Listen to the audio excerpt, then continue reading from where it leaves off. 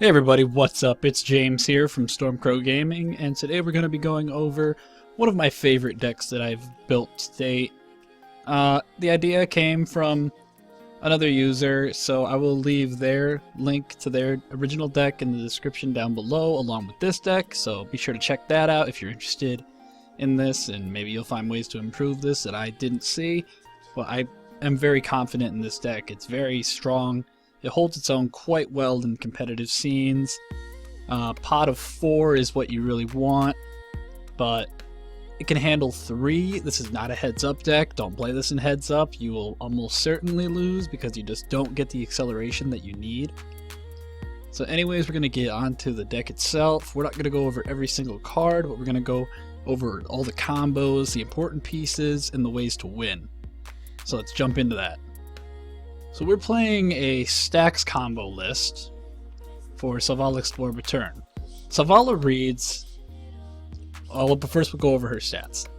She is a 2/4, which avoids bolt effects and stuff like that. It's not really something you need to worry about in EDH, but they're pretty good stats for a 3-drop. She's a colorless green-white legendary creature elf. Elf scout, but that's not really the important part. The important part is she's an elf. Now, this is where it gets fun. Her ability reads Parlay, and Parlay is, you tap, each player reveals the top card of his or her library. For each non-land card revealed this way, you add green to your mana pool and you gain 1 life. Then each player draws a card. That right there is very important, the then, because you get to add the mana before they draw. So you can have cool interactions like Mind's Eye, where whenever an opponent draws a card, you may pay 1. If you do draw a card, so say you hit 3 things, one of your opponents had a land, whatever, flip it, 3 mana, 3 life, I'm going to pay 3 and draw 3 cards along with the one that I just parlayed, so I get 4 cards for 3 mana. Very strong, very useful. It keeps me ahead. I'm never really low on cards unless I'm like really accelerating fast in the beginning to just get the board locked down. So that's not really much of an issue for this deck. We don't really care, but we do want our Selvala to stick around. And since she looks very friendly and can be kind of friendly, it can be a dangerous thing to do. But it definitely does work in your favor, usually. So we're playing we're playing all the dorks that we can. We got Arbor Elf, he's sort of a dork, he untaps a forest to just keep excelling us. Avacyn's Pilgrim, it's not an elf, but it makes white mana, and white's pretty useful. Boreal Druid, this is probably the worst mana dork there is for one, but it is still a mana dork, it is still important, and surprisingly, the foil's like 20 bucks, which is really wicked. Elvish Archdruid, Elvish Harbinger, Mystic, Fyndhorn Elves, Heritage Druid, Jiraga Tree Speaker, Priest of Titania, and Wirewood Channeler. Those are all of our dorks for the most part. Now we're running a few new things from Aether Revolt. Some of them I've tested, like Paradox Engine. In fact, that's the only thing that I've tested from Aether Revolt so far. But this card was too good once I saw it as a masterpiece, so it got tossed in here immediately. And it puts in work. It puts in a lot of work. It is also one of our win cons, so I'll get right back to that in a minute. But I just want to go over this. One card in here is the Abundant Growth. This is not actually in the list. We're using Unbridled Growth. It's like Abundant Growth, but instead of when it enters you draw a card, you can sack it to draw a card, which is very, very good when I'm parlaying, because I can just get that additional card. We have Skull Clamp to kill our dorks, because they don't really matter to us later on. Or Sensei's Top is put in an order we want, and then we can draw that card, instant speed. Or if we tutor with Worldly Tutor, there's just a lot of value that we can get out of it, which is very beneficial to us. We're also running Rishkar Pima Renegade. This is a new legendary creature. He's an elf druid, so he works for our strategy. But the interesting part is that he puts +1/+1 counters on each of up to 2 target creatures when he enters the battlefield.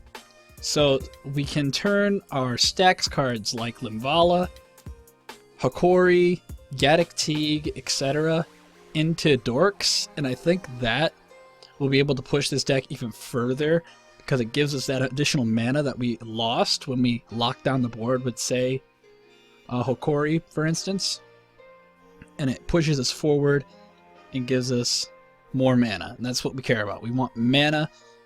We love mana. Mana is everything, and the fact that he's an elf, it just adds to it and gives us so much more value. Now we're going to go over the win conditions. We have Pod. Pod is one of our win cons in that it can either look for an Elish Norn to push through for damage, it can find us our lock pieces like Selvala or Hokori, it can find us an Avacyn to protect us when we Armageddon so we don't lose our lands. And there's one more, Kozilek. This is another important one for the deck. And it's because this is the one that when it enters the graveyard, no, it's put into a graveyard, its owner shuffles it into his or her library along with the rest of the graveyard. I just explained that terribly and I apologize. So our main goal is to make a lot of mana. Now, what are we going to do with all this mana that we're going to make? Well, we're trying to get either a Priest of Titania or an Elvish Archdruid online, or a Wirewood Channeler with at least 4 dorks, and then play Umbral Mantle. Wirewood Channeler is probably the best for it because he filters our mana and gives us green or white. Or we could just be smartasses and run a different color. So if I'm playing against a blue opponent, I can just make infinite blue mana to mock them, but that's not really relevant to us in any way, shape, or form. So we're going to make infinite mana. Now what are we going to do with that infinite mana? We're going to put the Umbral Mantle onto Selvala. And now we're going to parlay. And we're going to parlay everyone's deck, giving them all the cards, and me all the cards. And we're eventually going to find Survival of the Fittest, or Fauna Shaman. Now, these cards read, you discard a creature card, search your library for a creature card, reveal it and put it into your hand, then shuffle your library. So, if we haven't already found Kozilek, we're going to find him. We're going to tutor for him. Then we're going to untap Fauna Shaman or just play Survival again with a lot of the mana we have floating. We're going to get rid of Kozilek. We've probably got a few things in our yard from just playing the game, maybe a tutor. If not, we're going to definitely waste some resources like the Unbridled Growth or something just to get it into our yard because that's very important at this point. And then we're going to shuffle it back into our library. And then we're going to keep the cycle going. And we're going to keep making sure that we have at least Kozilek in the graveyard to go back into the deck over and over again until everyone decks out. And then I'm the only one left with a card, thus winning me the game. We play 34 creatures. That's a lot of creatures in EDH compared to what I normally used to play, which was like 15, 16. I've never been creature heavy. I used to be a blue mage when I started out, but I moved towards green and I enjoy green a lot more. Now, we can just win through Crater Hoofing, through Elish Norn, through locking the opponents out with Iona and getting rid of an important color. We also have a Mirror Entity and Werewood Symbiote. Now this is an interesting combo, so as long as I can make at least, I want to say 3 mana off Selvala. You can do it with 2, but it's a lot riskier that way. So if we can make at least 3 mana in some way, it doesn't really matter exactly how, we use Mirror Entity's ability. And Mirror Entity is a very unique card. It's a changeling. So it's every creature type. So in our case, it's an elf or an elf druid. Mostly an elf. So we're going to pay 1 into X, and his X reads, until end of turn, creatures you control have base power and toughness XX and gain all creature types. Where with Symbiote reads, return an elf you control to its owner's hand to untap target creature. Activate this ability only once each turn. So, You return Wirewood Symbiote, who is now an elf instead of an insect. He's an insect elf. He comes back to your hand, and you untap Selvala, you untap Wirewood Channeler, you untap something. Doesn't really matter. As long as it can produce us enough mana. Then you recast it after floating that mana, and you keep doing it over and over again to give yourself infinite mana. Now, with that being said, with all this parlaying, there's got to be a way to slow down our opponents so they can't just get soul value out of this. And that is where the artifacts come in. We have our Stax pieces, which are defense grid, where during each player's turn, each other player's spell costs 3 more to play. Sometimes annoying for us, not really. We make way too much mana to care. We have Static Orb. As long as Static Orb is untapped, players can't untap more than 2 permanents during their untap steps. And Winter Orb. So we try to slow them down early game after excelling and dropping some big things on board to punch them in the face, because you can just win through combat damage. You don't have to combo out. We really just can get in there for that important damage early game and take over from there. We also have a Thorn of the Amethyst, which is non-creature spells cost 1 more to play. If you play Legacy, you know all about this card. And Thalia, Guardian of Thraben. We have Winter Orb 2.0, I think it is. I don't remember which one came out first. I think it was Rising Waters that came out before Hikori, but I don't know my sets well enough to declare this. But Hikori is Winter Orb, so lands don't untap during their controller's untap steps. At the beginning of each player's upkeep, that player untaps a land he or she controls. He's not as good as Winter Orb because you can abuse it, but we're not abusing Winter Orb in that certain way to make super value out of it. We definitely could, but it just doesn't. If it's a wasted slot to put that in there to really try to get full value. Seaborn Muse gives us all of our permanents, so under a Winter Orb, we just don't care. We just get all of our shit, and they just have to suffer, which is fun. Suffering is fun. We also have the Limvala and Living Plane. Now, with this, your opponents can't tap any of their lands, while you can. Limvala reads, activated abilities of creatures your opponents control can't be activated. So Living Plane, tapping is an activated ability, and if they're creatures, now they can't tap. So they're still lands, but now they're also creatures. So with this interaction on board, you lock your opponent out of really being able to do anything.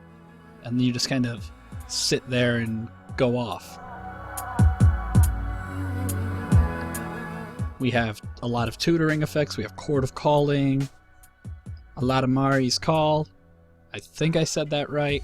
I've never gotten this guy's name right in person, so whatever. Enlightened Tutor, Path to Exile, Swords, Worldly Tutor. These weren't tutors, but yeah.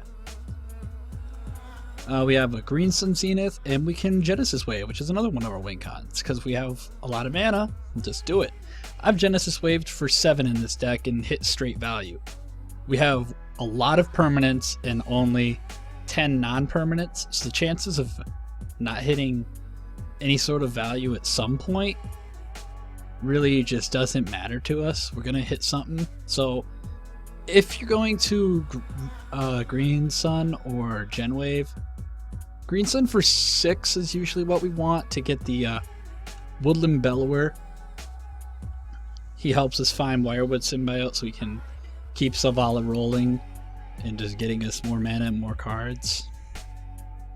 And if you're going to Gen Wave, I recommend at least 7. Because 7, at least if you like miss on something, you're at least hitting most of the stuff in this deck. And the only things that you won't hit are Crater Hoof, which you don't really give a shit. Avacyn, which could matter. And Iona, Kozilek, these two. You won't hit them, but you hit basically anything else. So the chances of whiffing, not that bad. So 7 I feel is a solid spot for this deck if you're gonna Genesis Wave, but 8 is fine. If you have the mana, do it. You're just trying to get way ahead of your opponents. Our weakness is board wipes. Board wipes really just hurt us badly if we don't get ourselves rolling, if we don't have some protection. And there's not really anything I can do about that besides Avacyn, which really sucks. But this deck kind of just gets back in the game very, very quickly. It's just because it's what elves do. They really just pump out mana.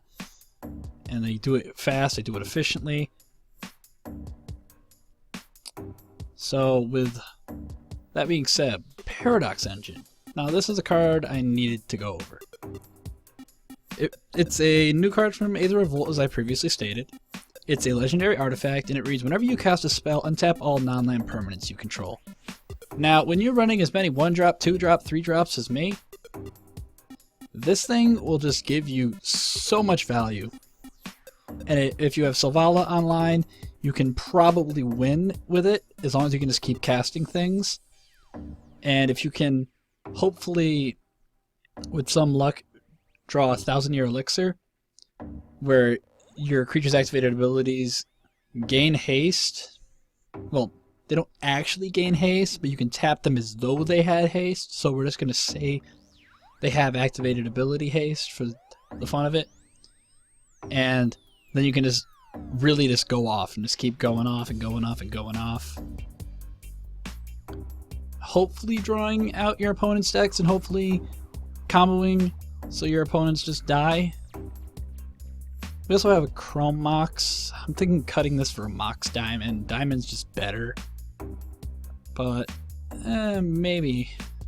There's some things that we can just throw away. We can throw away some dorks, dependent on the situation. We have cards like Rest in Peace to completely annihilate graveyard-centric decks, which will put a big target on your head if you're playing at a table of graveyard-centric decks. I've learned that the hard way. Blind Obedience keeps our opponents slowed down and keeps them off of important mana ramp, so we can just keep moving ahead. Sylvan Library draws us a good amount of cards, because we don't really care if we're losing life, because with Selvala, if you can untap her at least once or twice, you're probably going to gain most, if not all of that life back, which is just really strong in 4-player pods. Cards like Nomade Shepherd helps us get rid of their artifacts or enchantments by tapping 4 dudes. 4 dudes is not that much for us. I kind of wish there was a way that we could produce a lot of tokens in here, but we're not that type of deck, so we just don't care. But I definitely think if you're a token themed strategy, you definitely want to run Nomade Shepherd. This card is insane. It does so much for only 4 mana. We have Aura Shards, just playing a lot of creatures. They're going to enter, they're going to blow shit up. We're going to keep our opponents off their resources as much as we possibly can, because we don't want them to get ahead of us. We don't want them to stabilize. We want to keep them in as much pain and misery as possible until we eventually win. Typical wins for this deck is turn 5, turn 6, can win on turn 3, can win on turn 4. Our land base is pretty typical, except we run a Deserted Temple, so we can untap Gaia's Cradle and just make a bunch of mana. We run an Urborg. This is a weird one for this deck because I had originally planned on running Cormus Bell, but instead of playing Cormus Bell, I just went with Limvala and Living Plane on its own. But this card I feel should stay in here because while it's not colored mana that we really need ourselves, because we're just not running any black, it gives incentive to other players to not hurt us because we're helping them. Mostly once people figure out what my deck does, I die faster than I should. But at a competitive table, you're just trying to win anyways really, really fast. So I take it how I will. I might cut this. I might just throw in another forest or something, just because it's just not relevant to me as much. But it does give people at the semi-competitive casual tables, where I just play this deck at a much slower pace than normal, to not hurt me. Sometimes I win, sometimes I lose, but at the end of the day, as long as I get to play my deck the way I wanted to, that's all that matters. We have a way to get around exile effects, so if somebody gets rid of something important to us, we have Rift Sweeper, which reads, when Rift Sweeper enters the battlefield, choose target face-up exiled card. Its owner shuffles it into his or her library. I have a fun story with this one. Once somebody played a Jester's Cap on me to get rid of my Iona and some other important things. So I played Birthing Pod, sacrificed a Mana Dork to the Birthing Pod, and got Rift Sweeper to put it back into my library, and then Fauna Shaman to tutor it back up.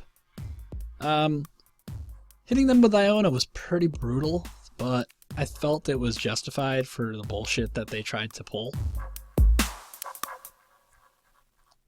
So anyways, guys, that is all for today. This has been James from Stormcrow Gaming. I'd like to say thank you for watching. Like, comment, subscribe. I apologize for having to do this. Even though this channel is new, we still have to do this until the YouTube algorithm is fixed, because there's been a lot of issues, as many of you have already known, where people will just get randomly unsubscribed, or videos will just not appear in the sub feed. So I think this is still important to say. Share this with your friends, and have a great day. We will see you maybe on Sunday, but it might be a bit later. I'm still trying to get the rest of the team together so we can sit down and do a set review on Aether Revolt.